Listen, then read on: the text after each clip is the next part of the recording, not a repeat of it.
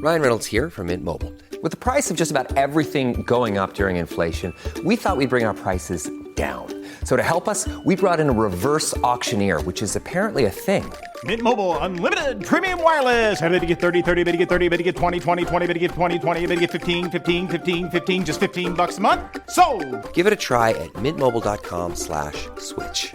$45 up front for 3 months plus taxes and fees. Promo rate for new customers for limited time. Unlimited more than 40 gigabytes per month. Slows full terms at mintmobile.com. This episode is brought to you by Reese's Peanut Butter Cups. In breaking news, leading scientists worldwide are conducting experiments to determine if Reese's Peanut Butter Cups are the perfect combination of peanut butter and chocolate. However, it appears the study was inconclusive, as the scientists couldn't help but eat all the Reese's. Because when you want something sweet, you can't do better than Reese's. Find Reese's now at a store near you.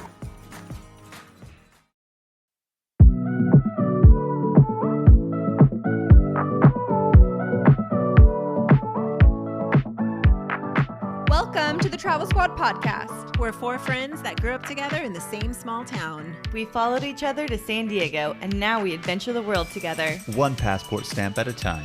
We're here to share our travel stories and inspire you to go on your own adventures. Even if it starts with your own backyard. I'm Jamal. Brittany, Kim, and I'm Dana. And we're the Travel Squad podcast. So grab your tickets, your passport, And don't forget your travel insurance. and prepare for takeoff.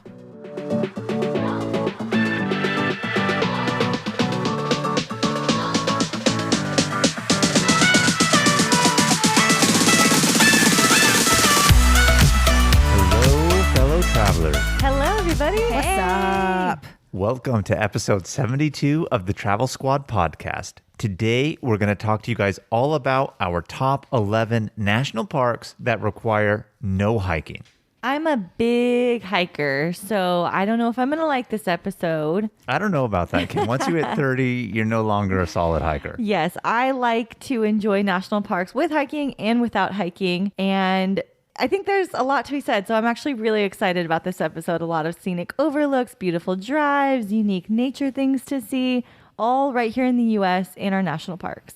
I don't rest often, so when I do, it's actually really, really, really, really nice. So I'm super looking forward to going through all of these national parks and just sitting in the backseat of the car, looking out at overlooks and just enjoying myself. We're talking easy days, but this time really, really easy days. Not squad easy days, like real easy days. I was just going to say, no one loves an easy day more than I do. And I truly do mean an easy day when we do talk about the no hike national parks. And it's really nice to have national parks that you can go to and enjoy something other than hiking. And we're super excited to share this list to you. Some of them we were actually on hiking trips to these national parks and realized that, oh, this would be great to put on a list for no hikes needed to see this beautiful national park.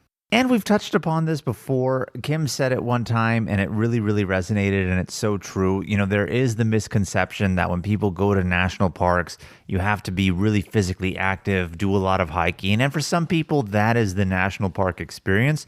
But for a lot of other people, that's not necessarily the case. And these parks really highlight ways that you can see the true natural beauty of America with no hiking, with those beautiful overlooks. So I'm really, really excited to talk about this. So number 1 on our list is Channel Islands National Park, located in California. And the location of this national park is actually off of the coast of California. To get to it, you would have to start in like Oxnard or Ventura. But the Channel Islands National Park is actually composed of 5 different islands, and you can visit each one. You do have to arrive via boat, but some things that you can do are snorkeling or whale watching around the islands, and that doesn't require any hiking. Yeah, and the boat ride out, you can either take chartered boat rides out from private companies, or if you have your own boat, sail yourself out there, visit all the islands. Each one is unique in its own right with certain things to actually do on it. None of those, by the way, are hiking. And when Brittany and I went to the Channel Islands, we went to Anacapa Island, which is the closest island to the California coast.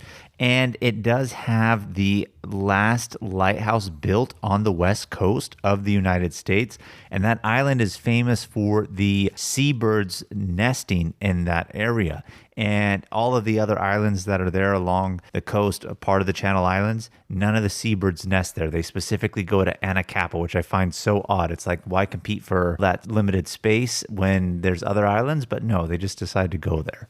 You know, it's really nice being on California's coast in general and looking out to the Pacific Ocean, but it's a whole nother perspective to be in the Pacific Ocean on the Channel Islands looking back at the California coast. And I think that's really unique about the Channel Islands. Yeah, and one thing that I regret is when we went out to Anacapa, Brittany, we didn't bring our bathing suit because where we docked, you know, these are islands out on shore and they're not beachy islands, they're high jagged rock islands. So you have to dock, take some wooden steps up. But where you dock in this little alcove area of the island, there's a whole bunch of kelp and seals and sea lions are down there swimming. The water is clear.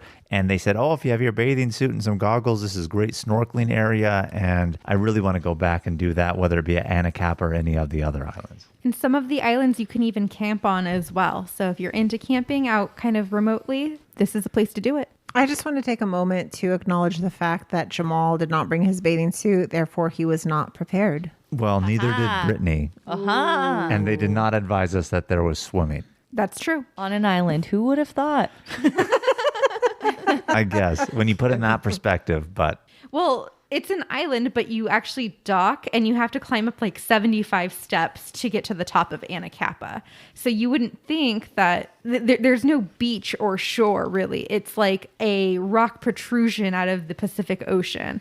And you have to go up these steps to get to like the top of where you can do all of the wildlife viewing. So keeping on with the California theme here, we're going to go to another California national park. This time we're taking you from the coast and the Pacific Ocean inland a little bit to Death Valley National Park. Death Valley is the opposite of a California coastal island. It is a desert, one of the hottest deserts. Is it the hottest desert in the U.S.? I believe it's the hottest desert in the world. I think the hottest temperature ever recorded on Earth's surface happens in Death Valley. Yeah, you'll hear in the summer commonly headlines of it being 129 degrees. 130 plus, yeah. Last year in 2020 was one of the highest recorded temperatures, I think, since like 1920 or something like that. It gets hot out there. So it's a good place to go in the winter. December, January, February, not in the summer when it's really hot, but it's really beautiful actually. There is a really nice drive that you can take. It's called Artist Drive, and it has all these beautiful colors on the rock formations and lots of beautiful desert scenery to look out to. Yeah, and it is the largest park in the contiguous 48, so there's a lot to see. And I think what gets really underrated is the scenic beauty that the desert really provides. And so there is that Artist Drive, but then you can also go out and see the giant salt flats that they have out there and go out and walk on the salt flats. There's Badwater Basin, which is the lowest point in the United States and North America. It's 282 feet below sea level, or 86 meters. So Death Valley, even though it's so hot, they had a lot of settlers out there, believe it or not. So there are sites that you can go and overlooks and see old construction and buildings of when people were settled out there. And it just boggles my mind to think people would want to be anywhere out there in that heat. Did you guys know that Europeans actually like to go to Death Valley in the summer?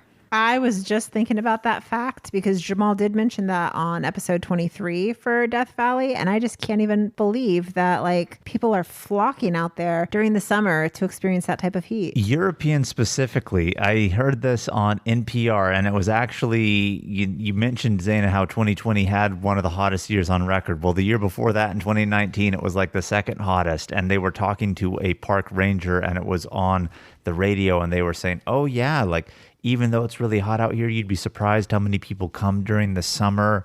And she also did mention, there's a lot to see from within the comfort of your air conditioning of the car. But she said that their summer months are the busiest, especially with European tourists, because they don't have that type of heat over in Europe. So for them to experience it, it's something really unique. That's so crazy. Californians are like flooding into their homes and the Europeans are flooding out into the heat. Yeah. But no, I mean, it gets so hot that sometimes people's cars break down out there. And I've heard stories about rangers rescuing people who's, had their car break down, and it gets really dangerous because you could potentially die without any type of air because it gets so hot. Absolutely. So if you do go out and do all the scenic drives that they have out in Death Valley, do bring a lot of water with you. But Death Valley is such a beautiful park. So keeping with the desert theme, we're going to move on to number 3, which is Petrified Forest National Park. And that's located in the eastern portion of Arizona. Yeah, and we had a whole episode on this, episode 61, so do check it out for more information about Petrified Forest National Park. And what I really liked about it is the uniqueness of this park. The petrified forest, they're talking about petrified logs that are literally millions of years in the making to get to this point where they've turned to stone. They really look like crystals. You can tell that they're actually trees. So really unique in its own right. But there is not a lot of hiking. Most of the park is along one main road with many scenic overlooks. If there is walking that needs to be done, it's a very small trail to just observe the natural scenery in the area, but no strenuous hikes. And they are all paved. So really, really good for you in that sense to just really enjoy the scenic beauty. And this is one of the national parks where you can actually bring your dogs on the trail, which is pretty unique because a lot of the national parks do allow you to bring dogs into the park, but not onto some of the more popular trails. And this one, you can bring your dog on the trails. Also gives you really beautiful views of the Painted Canyon Badlands. And the Badlands are just so beautiful, with ranging in color of purples, reds, lavenders, grays, beiges.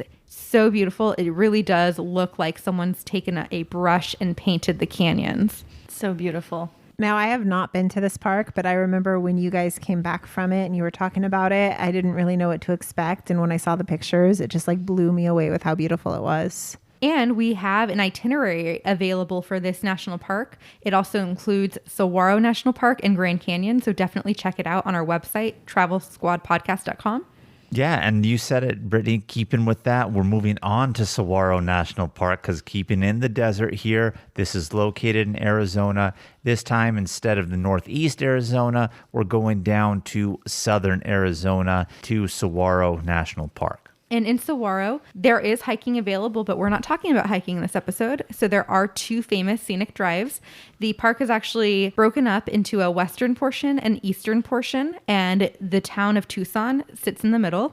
So one of the famous drives is called Bajada Loop Drive, and it's a 6-mile scenic loop through the Tucson Mountain District of Saguaro West, and it has beautiful views of the Sonoran Desert, has tons of vistas, pull-offs for picnics and sightseeing. And so it's definitely a very beautiful drive.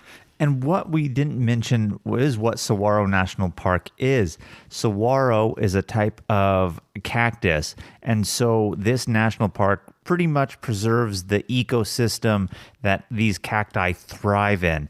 And just literally imagine cacti that are 30 to 40 feet in height. And it literally looks like you're in a forest of cacti. They're so highly concentrated as if you were in the forest and the mountains seeing trees, but these are just cacti. And it's so unique. I've never seen anything quite like that in a desert landscape. In fact, the second drive is called Cactus Forest Drive, and this is an 8-mile paved scenic loop through Saguaro East, and it has stunning views of the Sonoran Desert, the giant saguaro cacti, and tons of pullouts for photography, picnicking, sightseeing, walking. It's really, really beautiful, and it's definitely so interesting to stand next to a cactus that is 3 to 5 times the size of you. I know. I've seen your pictures. It looks so funny. You're so tiny next to it. Well, I was going to say, when we were recording this episode and talking about it, again, episode 61, we talked about Petrified Forest and Saguaro on the same trip. And I'm just going to say it, Kim, you were talking about being impressed with the girth and the protrusions, were you not? And the length. of the cacti. I like girth and I like length. Yeah, well, Jamal's 6 foot tall, so it's crazy to see him standing in front of one of those cacti and just seeing how tall it is, towering over such a tall person already. You know, when we were out on those drives going through them, you see out there and you know they're tall, but until you're standing next to it or somebody you know is and you're really looking at it, then you can just really appreciate the sheer size of it.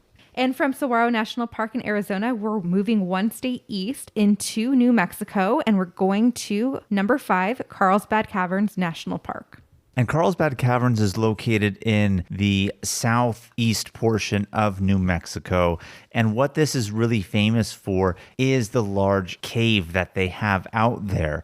And by large, I mean really large. It's the largest show cave in North America. What that really means is it's the largest cave that actually has just general public access to. And the good news is you don't have to do any hiking whatsoever. You take an elevator from the surface down into the depths of the earth. And once you enter out, you're in a whole new world, quite literally and figuratively. You're seeing stalagmites, stalactites, and you go from the desert above, where when we were there in the summer, it was 100 degrees outside. You get into the depths of the earth, and it's 45, 50 degrees on the inside. And it's just so crazy. You follow a trail, but the trail throughout the cave is relatively flat, and you just get to see Earth's wonders from the inside. That sounds beautiful to be locked up in a cave. And I know we've talked a lot about deserts and now we're in here in caves. I just wanted to pause real quick though. And we're talking about national parks that don't require any hiking. But I wanted to do a little PSA, a little squad tip that every national park, you don't have to hike in. You can go to even the Rocky Mountain National Park where it's literally a mountain and you can still go and not hike at all and enjoy it. There's always lookouts. There's always small trails. There's always beautiful drives. And then some of them also have really great hiking, but a lot of these ones here we're talking about don't have any hiking at all. So anyway, I just wanted to get that PSA out there and let people know these are not just the only 11 national parks in the country that don't have hiking. You can go to all of them. Absolutely. And these ones, you can really see the showcase of what they have to offer without it too. And that's what really makes them unique. The fact that there is none, or what there is very, very minimal. And yet you still see so much. You know what I really loved about the episode for Carlsbad Caverns was when Jamal and Brittany, when you're talking about going into that cave and how dark it is and how at one point in time people were exploring those caves. So imagine if your light went out, if you lost your light, you're down there lost forever and you're never getting out because it's so pitch black. And to just imagine that, that's so crazy. So if you guys haven't listened to that episode, go check it out and make sure you're subscribing to our podcast too. Absolutely. That's episode 39. And one thing I just want to say, I forgot to mention 2 things else that are really unique about this park. In the evening, they have the bat watching where you can see the bats fly out of the natural entrance at night to go out and start doing some insect hunting for dinner. For dinner. Do not edit that one out. For dinner, excuse me, which is really, really cool. And also the main showroom that they have that is all lit up, that they have the paved trail on. Everybody has access to that. They do have a lower cave, which is an entrance below that, where you actually have to do additional paid ranger guided tours. And that area is not lit up, Zaina. So you get to experience in there with your headlamp, having it on, really exploring the cave as the original people were. And they took us to a point where they really make you turn off your headlamps and you get to feel that pitch black and darkness. And is that a heavy feeling? Like when I was down there and we did that, I thought to myself, how would I feel if I was exploring this and this just went out on me and now I'm stuck? There's no way to find your way out. It's wild. How long did they keep you like that? He started telling ghost stories at that point. We were in the dark literally for maybe about 3 minutes. And not only that, he made us crawl into a smaller portion where we all sat in and huddled up. So it wasn't like a big, vast open cave. We were literally confined into a crawl space area when we did it too. Yeah, we actually had to crawl into a space. We all sat cross-legged and then we all turned off our lights and then just sat there in silence for a few minutes. And you can just feel the weight of the darkness. And you're thinking to yourself, like, I hope I can turn my light back on. How the hell am I going to get out of here if I cannot turn my light back on? Do I have a flashlight in my backpack? Like, those are the thoughts that you're thinking. But I was going to mention that too, that there are several different tours that you can take, that you can pay for to upgrade and see more of the cave than what is offered just in the big room. And I would highly recommend doing that. That is a unique experience that most people that visit Carlsbad Caverns don't do. Highly, highly recommend. Fun fact, I actually took Jamal here for his birthday weekend trip. Loved it. And he loved it. Can you imagine that? One of my birthday trips that Brittany planned for me that I actually loved. And Jamal mentioned that you can see the bats fly out of the natural entrance. So when you're in the visitor center, that's where you go to take the elevator down into the big room. But outside of the visitor center, there's a small, short trail that says this way to the natural entrance. And so you can view the natural entrance without hiking down that way. We talked about this, as we know, as a no hike. If you're feeling adventurous, you can actually hike into the cave naturally and hike out. But if you want to keep to the elevator and just enjoy the trail on the inside of the cave, this is for you. So now we're moving into Utah. We're heading to Canyonlands National Park for number 6. The island in the sky. Yes. So Canyonlands National Park is huge. There's actually like 4 different districts of this national park. We specifically visited Island in the Sky, and it truly does feel like an island in the sky because you're going up this like mountaintop, and then you hit like a mesa and you're at a plateau, and then you get to look down into all of the surrounding canyons around it. And there's just so many scenic overlooks to just stop at and admire the vastness of this place. And it's really impressive. Like, you think that the Grand Canyon's impressive, but just imagine everywhere you look, there are just hundreds of canyons around you. You know, I told that to Brittany when we were actually there. Couple things. Utah is a very underrated state. So much natural scenic beauty. It's absolutely amazing. And I told this to Brittany when we were there, and I said the same thing. Having been to the Grand Canyon and having been here now to Canyonlands is so much more impressive. When I'm at the Grand Canyon, I can see to the other side. When I'm an island in the sky at Canyonlands, I don't know where the other side is. It's just so vast. And it's still carved by the Colorado River. So this is the origins of the river making its way down into Arizona area to form the Grand Canyon. But I feel Canyonlands is much more impressive than the Grand Canyon. Now, this is what I want to say about Utah. They have so many national parks. Last year, when COVID was running wild, obviously we couldn't do any international trips. And I feel like every other month you were going to a new national park. And every time I would ask where you're going, it was always Utah. And I'm like, how have you not explored every inch of Utah already? And there was still a new park that you guys were going to. There's 5 national parks in Utah. I was just going to ask her, pop quiz, how many national parks are there in Utah? Okay, what I can name is Bryce, Zion, Canyonlands, and that's it. There's Arches and Capitol Reef after that. Gotcha. But one thing about Canyonlands is there's lots of places where you have the multiple scenic overlooks. And you are so high up and along these canyons, and they're so sheer that there really is no trails for you to hike. The actual hiking trails that we did see here in this area, none of them were like over a mile if you were to go ahead and really do it. But imagine going to Niagara Falls. You see it and you're looking at it. And then after a while, that's all there really is to see, and how much longer can you really look at it? Each viewpoint at Canyonlands, you think, oh, I'm looking out into a canyon. It's going to be the same thing. No, it's completely unique with the landscape and how it looks. It's so much more deeper. These ones are dark colors.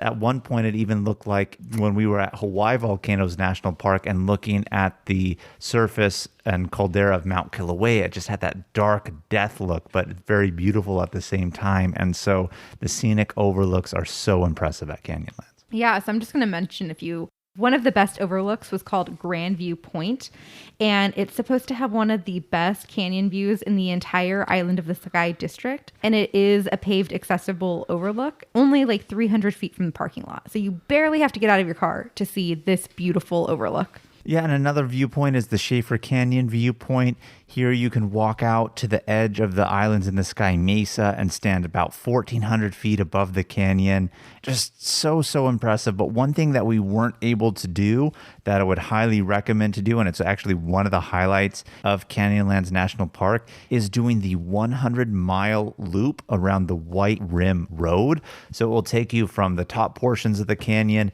into the canyon. It's unpaved, so you do need a good, sturdy four-wheel drive vehicle to do this. But what better way to see all of Canyonlands, get out of the Island of the Sky district, see the other districts, than do the White Rim Road. So when we go back, I want to invest the time to do this. On the National Park website, it's weird. They said invest how many days to do that? 2 days? They said like 2-3 days. I'm like, it's 100 miles. I feel like I could do it clearly in a day, but again, I didn't see the scenic beauty down below, so maybe you want to spend a little bit more time, but I do want to do that. And you guys, we are releasing a future episode on Canyonlands and Arches later this year. So be sure to subscribe to our podcast so that you know that you're going to get the episode first. Number 7 is Yellowstone National Park in Wyoming, in the middle of the US of A. It is the first national park in the country and arguably the most iconic for very good reason. It has Old Faithful, the very tall geyser, very reliable geyser. It has thermal pools, gorgeous colors, and you could see all of these geological formations and things that blow your mind without having to hike at all. A lot of the pathways to see a lot of these gorgeous thermal pools are wooden plank pathways that are handicap accessible. I've saw lots of elderly people managing it just fine. They're not long roads, and you can choose how long you want to go or if you want to keep going. It's perfect. It's great views and a little bit of work to get there. When we were on this trip, we actually did Grand Teton National Park, which is just south of Yellowstone, working our way up to Yellowstone. And we did a lot of hiking in Grand Teton, and everything that we had scheduled to do in Yellowstone, none of it was really hiking. And I think when we were originally planning the trip, we thought to ourselves, oh, obviously there's the scenic overlooks. We have to see these iconic points like the Grand Prismatic, Old Faithful. And then we included those, obviously, and then yet there really wasn't much hiking trails that are listed in there because it really is meant to see these crazy geological formations that they have out there. And not only seeing the crazy geological formations, but just animal watching. Like, you're keeping your eyes peeled whenever you're driving throughout Yellowstone because you might see bears or buffalo or deer or wolves. So there's just so many different animals that you can see, and you're keeping your eyes peeled to like, hey, are we going to see something cool today?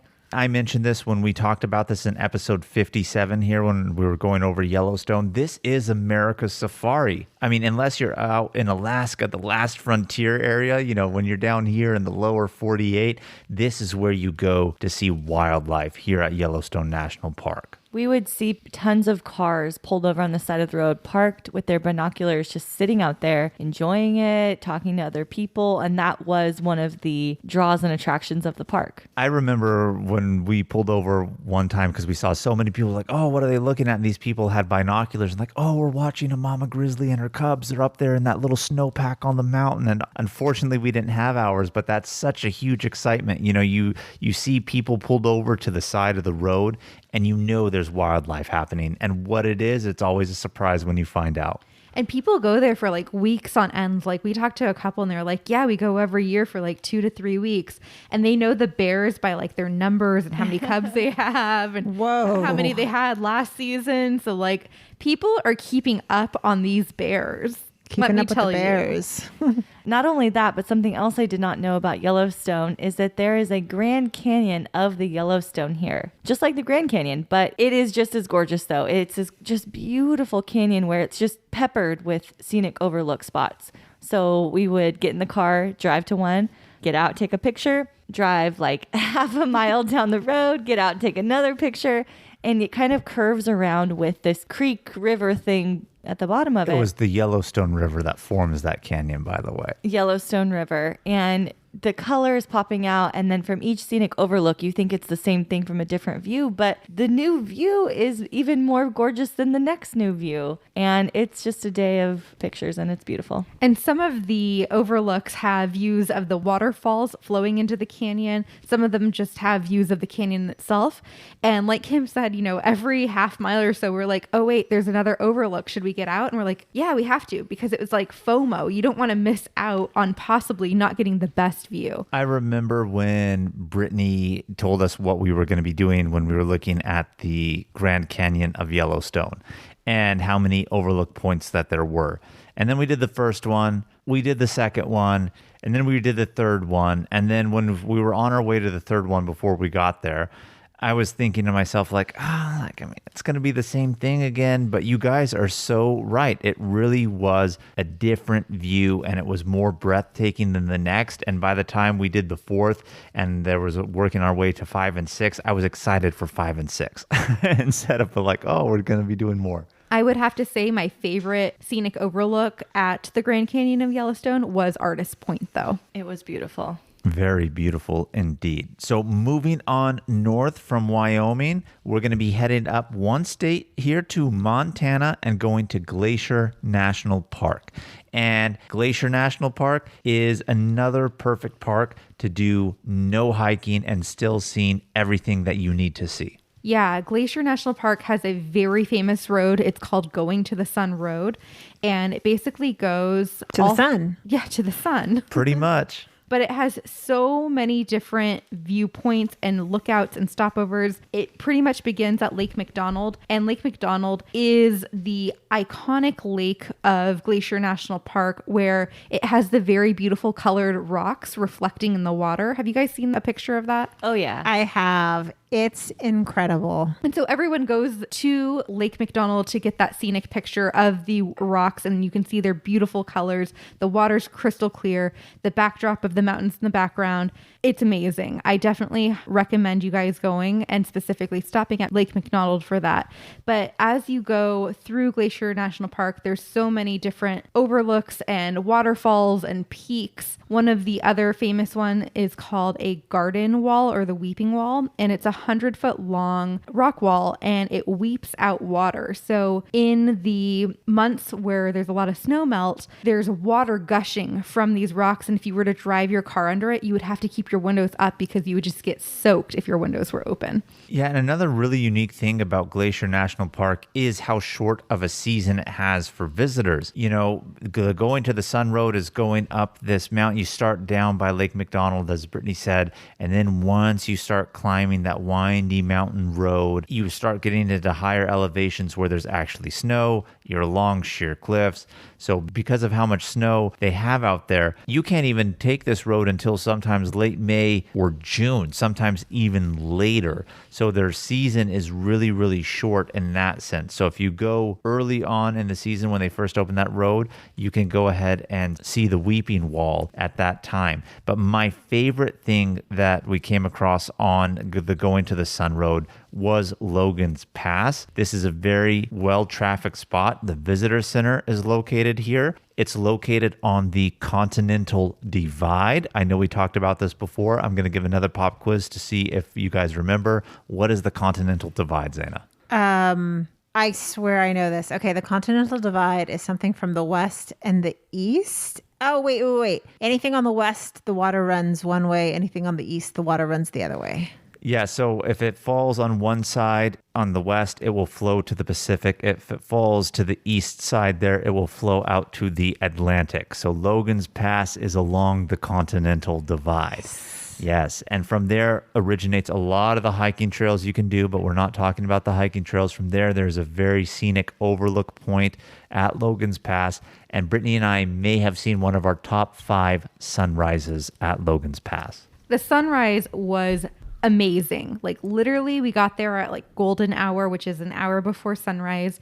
It's the highest point in the park that you can reach by a car. And so the clouds were below us and the sun was rising up, and it was just rising in the perfect spot where there was a little notch in the top of the mountain, and it was just perfectly coming through the frame. Super beautiful. I mean, I would highly recommend going there just to spend time watching the sunrise there. But we continued on going to the Sun Road, and we also hit a stop to see Mount Jackson Glacier, which is a mountain and glacier in one, and it's the 7th largest glacier in the park and the 4th highest peak. And it's super easy to see from the road because some of the glaciers in the park you can't see unless you're hiking, and this is one of the ones that it's very easy to see from the road. Absolutely. And there's so many more scenic viewpoints along the Going to the Sun Road. I mean, that is the thing to do in the park, is do the Going to the Sun Road. You can hear all about those stops and locations and more about the park and the actual hiking that Brittany and I did do in that park in episode 69.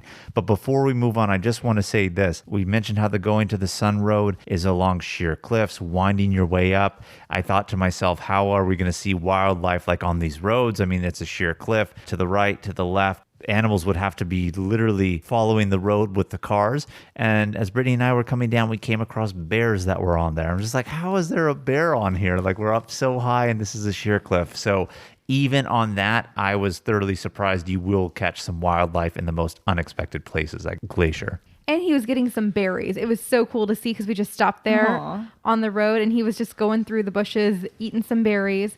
But my final thought on Glacier is when you're at Lake McDonald, there is a restaurant bar called Russell's, and they were serving huckleberry margaritas. And I enjoyed a margarita while we were looking at those beautiful colored rocks at Lake McDonald. That is such a Montana thing. Montana, Idaho. The huckleberry. Huckleberries. Yes.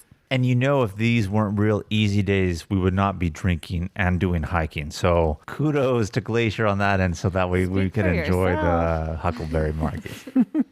All right, guys. So real talk. We're moving on to number 9. I know this is one of our favorite national parks that we've all been to as a squad. We've said it before, highly underrated. Who wants to kick us off with what we're talking about next at number 9? I'm going to take you right into Hot Springs National Park, Arkansas. I freaking love this park. This park is amazing. It was one of those, like, just wasn't expecting that. I mean, we knew we were going to have a good time, but holy crap, how badass was Hot Springs? Loved it, loved it, loved it, loved it. And when you think of Arkansas, you don't always think about beautiful nature and relaxation and tourism, but that is exactly what this national park / city has to offer. It's so unique, so much history. It's literally a national park in the middle of a small town. Yeah, so the claim to fame for hot springs is the fact that this city is built upon natural hot springs. And sometimes when we think of hot springs, we think of them being sulfuric or smelly, but these hot springs here in Arkansas are not. So it became a really popular recreational area. They made bathhouses where they collected the natural hot springs. People would go and bathe in them. They would turn them all into spas. There are these beautiful turn-of-the-century bathhouse-style buildings with beautiful mosaic glass, beautiful tiling. So you really do feel like you're stepping back in time when you go to these bathhouses. And the national park is along the main street of a legitimate town and city in the United States. And what you do when you go here is you just book a reservation at one of these bathhouses and go soak yourself in these natural hot springs. And so, believe it or not, we did that. That's what we did all day when we were out there, just getting some real R&R on this easy day. And Jamal, you mentioned like you feel like you're stepping back in time, but there was actually a museum of one of the older bathhouses where you do step back in time and see the exact setup that they had back when they started the bathhouses. There's also a lot of mementos toward the mob bosses and gambling rulers of, what was it, the 20s or Yeah. Even farther back? Yeah, absolutely. I mean, this was a mob hub back in the day, and they have a lot of places where Bugsy Siegel, Al Capone, all these famous mob bosses, they all had stomping grounds at hot springs. It's pretty cool. Some of the hot springs that are in this national park, in this town, Al Capone, or who was it with the syphilis? Al Capone. He died of it at Alcatraz, by the way. Okay. Yeah. So such cool mob history there, too, which was so unexpected. And a little MLB history. So you have a little bit of everything, not just nature, but the nature, too, is just beautiful. And it's everywhere in the streets, in the small hills behind the streets. And you can get just gorgeous views of the steam coming out of the ground on quiet mornings. People actually drinking the same hot springs water that they have for hundreds of years now. So it's a really cool place with a different kind of vibe when you're walking through it. I mean, I loved hot springs so much. I want to go back. We talked all about it in episode 22, but until you go for yourself, do a little bit of research, get inspired, but think Vegas, but at national park level. Not anything like crazy Vegas, but like the spa boutique Vegas side of things. Yeah, because, when you're talking about this being a mob hotspot at one point in time in American history, it was also a syphilis hotspot at one point in history. And that's why, Kim was mentioning about Al Capone and syphilis, because everyone who had syphilis went to the hot springs because they thought that the hot springs water had natural healing properties that would cure it. Spoiler alert, it did not cure the syphilis. And is that why you still have yours, Anna? Whoa. I'm just kidding. Syphilis? Just kidding. So they actually had to move the MLB spring training outside of Hot Springs National Park because of all the syphilis going on. Well, it wasn't a national park then, just Hot Springs, the city. Yeah, Hot Springs, the city. So, but they have since changed the water frequently, in fact, in the hot springs. So you're good to go. And this is also the hometown of Bill Clinton. Absolutely. If you want to hear more about hot springs, again, listen to episode 22. Well, I just wanted to mention one last quick, cool, unique fact about Hot Springs National Park is it's the only national park that has a brewery within the national park, and they actually use the thermal water to make the beer. Delicious beer. I can forgot to vouch. mention we had some brewskis before we took our hot spring baths, did we not? We did. And if I'm not mistaken, the owner of that brewery is a female. So She is. Girl power. All right, number 10 on our list. This place is so cool. Everglades National Park in Florida, just outside of Miami, one of my favorite cities. This is the place to go to airboat with the Crocs. Not the ones that you wear, but the ones that bite. You liked airboating with the Crocs, Zana, when we went? I loved airboating with the Crocs. Let me tell you, squad tip, wear your hair in a ponytail. Wear So your hair in a fun. bun. Yeah, because your hair is blowing everywhere. They even give you things for your ears because it's going to be so loud, and it's just the wind is blowing. It's so exciting. Like, I mean, I don't even know how to describe these airboats. I've never even been on an airboat before. Yeah, so Everglades National Park, like Kim said, south of Miami, think swampland, Florida. This is what the Everglades are. This is where you're going to find the crocs, the alligators, swamp, marshlands, and because the water is so marshy, filled with that sawgrass, they can't have boats that have propellers. That's why they have the fan boats that Zana's talking about that are so loud, blow the wind everywhere to mess up your hair, need those earbuds. And so realistically, Everglades National Park is the swampy marshes. So there's no trails or anything for you to actually hike. The only way to see it truly is by boat.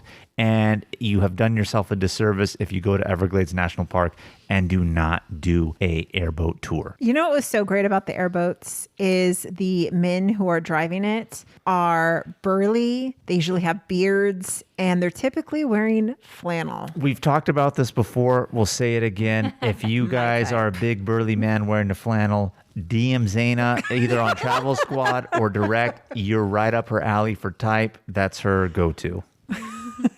Thank you, Jamal. You're Thank you. welcome. So if you don't go on an airboat, there are other options. You can go on a boat or you can kayak or canoe. But I was thinking about that. Like, I would be a little scared to kayak and canoe in a place that is filled with crocodiles and alligators, though. I didn't realize you can kayak or canoe, but let me tell you, I am gonna pass. Hell no, dude. They'll eat your canoe in one snap. Yeah, it would be intense to go in a kayak or canoe. Can you imagine like tipping over in those waters? Hell no. You know, when we go on our rugged adventures, not a lot of things scare me in terms of what I wouldn't do. You know, I probably would go out there on a kayak, but I would be nervous the whole time. I could tell you that. Just thinking about it now gets me a little like, I'd be nervous, but maybe I would do it. I don't know how far out I'd go, but I might do it. You can also bike around the Everglades or birdwatch. It's really popular for birdwatching, I actually found out doing some research. Again, you can hear more about the Everglades in episode 49 and squad tip for you guys out there. We do have an itinerary out including Biscayne and Dry Tortugas National Park, which completes the trifecta of Florida national parks, which is a perfect segue because that moves us on into number 11, Dry Tortugas National Park. And this is our last national park that we're going to talk about in this episode. But Dry Tortugas National Park is so unique because you can only get to this national park by seaplane, sailing your own boat, or taking a tour company boat from the Key West and getting to this island from the Florida coast. So Biscayne is 70 miles off the Florida coast. And like Brittany said, it's very remote, only those few ways in which you can get there. And there's several islands in the area, but the main island that you would go to encompasses Fort Jefferson, which is a historic military fort and prison that was built in the 1800s. It's actually the largest brick masonry building, I think, in the Western Hemisphere, and it would be even larger if it was finished. They never even finished it. But beyond just the historical aspect of the fort, around that area, there's beautiful coral reefs. They have another island out there that has a lighthouse that's very famous for nesting sea turtles. I mean, it's called Dry Tortugas, so there's a lot of sea turtles out there in that area. And so it's just so beautiful. You go out there, you're out in the middle of the ocean on an island off the coast of Florida, see nothing but crystal clear, beautiful water, and just enjoying the sea life that they have out there. And when Jamal says it's called Dry Tortugas, tortuga is turtle in Spanish. That's what he meant by that. Yes. Unfortunately, while we were snorkeling, we didn't see any tortugas in the water. They were on the other island. But I wish we had. But that snorkeling we did along the island shores was probably some of the best snorkeling I have ever done in my life. And we've been snorkeling quite a few times. So really beautiful fish, really beautiful coral. And this trip was also historic, being that we were at Fort Jefferson. So it was a really interesting mix of wildlife and sea life and history all in one national park. Sounds beautiful. Anywhere there are sea turtles, that's where you can find me. Except you weren't with us at Dry Tortugas, Kim. But there were no sea turtles, so you didn't miss out too much, I guess. So like Jamal mentioned earlier, you can hear more about our Florida National Parks trip in episode 49. And again, there's an itinerary that we've created that includes Everglades, Dry Tortugas, and Biscayne National Park. And not just is this an itinerary to see these parks, it's 5 days of fully built out where to go, what to do, the route to take, the highlights to see, even where to eat and drink because it's close to Miami. So it's not just an itinerary, but it is your full-fledged, research built out travel plan to see these 3 Florida national parks in one 5-day trip. And it's amazing. Yeah. And I just want to throw out there the other national park we're talking about, Biscayne, completely out in the ocean. It's all snorkeling out there. So that's another national park that requires no hiking. We didn't necessarily include it on this list because we didn't want to put all 3. But now that we're talking about it, I'm going to say it. So you can do all 3 of these ones. Just enjoying scenic beauty and water and nature and some snorkeling. But don't snorkel in the Everglades with the Crocs. Thank you for that PSA. I got to put it out there. We need to keep our listeners alive, so don't do that. Let us know if you canoe, though. Yeah, seriously. So any final thoughts on our no hike national parks? My final thought is one I just said earlier, just about not letting hiking discourage you from seeing the beauty of all of these national parks. We've only talked about 11 and kind of 12 here, but there are so many more that even when they have a lot of hiking, there's still lots of beauty and lots of scenic overlooks and experiences that you can have without hiking. And there's a lot more than just these 11 that don't require any hiking at all. I feel like we're going to need to do a part 2 on the no hike national park series. Maybe even a part 3. I would say get out there and don't hike. Just go see America. It's beautiful. Exactly. I like your motto, Zena. Well, that's Kim's motto over 30. You see how she resonated with that so well? You guys are funny. As soon as I said that, there was that long silence, and I was like, never mind. No, I'm here for that. 2021, get out there and don't hike. All right, guys, it's my favorite time of the week. Questions of the week. Woo. All right, our first question is coming in from Leah from Port Angeles, Washington. And she is asking, are there any non-hiking national parks on your list to visit soon that you haven't visited yet? All of them are on my list, Leah. All of them. But I would have to say that Congaree National Park in South Carolina has been on my list for a while. And I definitely want to go and do some kayaking or canoeing in that swampland. For me, another non-hiking national park that comes to mind that I really want to go to is actually one of our newest national parks. It's going to be White Sands National Park out in New Mexico. It's these amazing sand dunes. You guessed it by the name, maybe. They're white. It's just this unbelievable scenic beauty. I've seen photos of it. I can't wait to actually be there in person. And I can tell you there's no hiking trails through those sand dunes, so I know it's not hiking. The one that's been on the top of my list for a long time now is Mesa Verde National Park in Colorado. Why, Kim? Because ancient ruins just get me going. There's ancient ruins there? Yes. The pueblos are built into the rock formations, and so you can actually see ancient living quarters and remnants of these civilizations. It's really, really, really cool, and they do tours, and it's just an awesome piece of American history. I was joking because I did know that there were ancient ruins in there. It's been on our list to go to, and I think we were going to do it in 2020, and we didn't because with COVID, they actually stopped the guided tours. So you could still go to the park and just kind of overlook them, but they're not doing the tours to the pueblos and the dwellings that are carved into the mountains. So rest assured, when they open, that is on our list for a squad trip. Mine is Theodore Roosevelt National Park. This is up in North Dakota, and we almost made it there too. So close, but last year with COVID, we had a trip planned for the South, and then we had to revise, and so then we were going to go to Theodore Roosevelt National Park there in North Dakota, but then we had to revise that.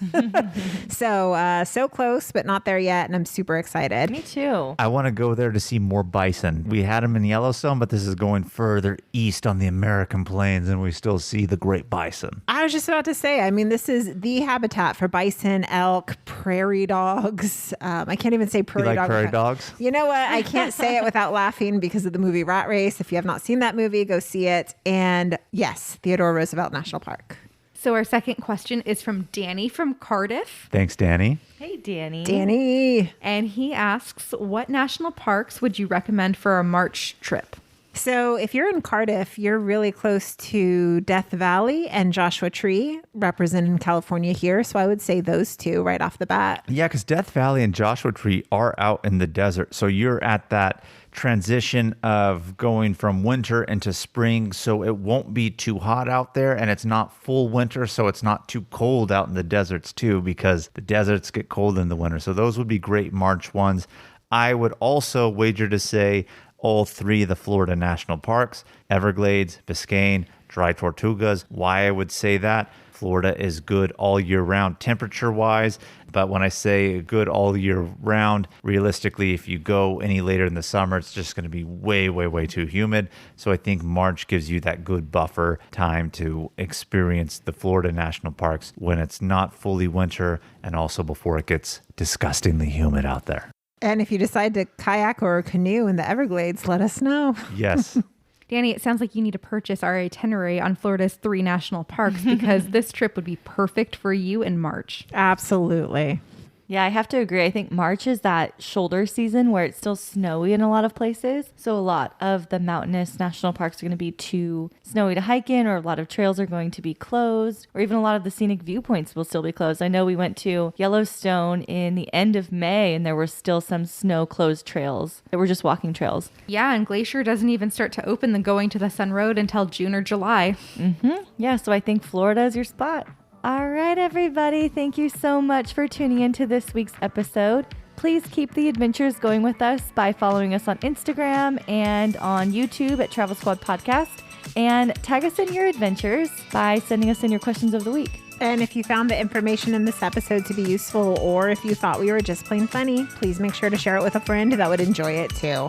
And if you haven't already, if you're a continuous listener, first-time listener, please subscribe, rate and review our podcast, and tune in every Travel Tuesday for new episodes. Stay tuned for next week's episode. We have some more amazing adventures and tips in store for you. Bye, everybody. Bye.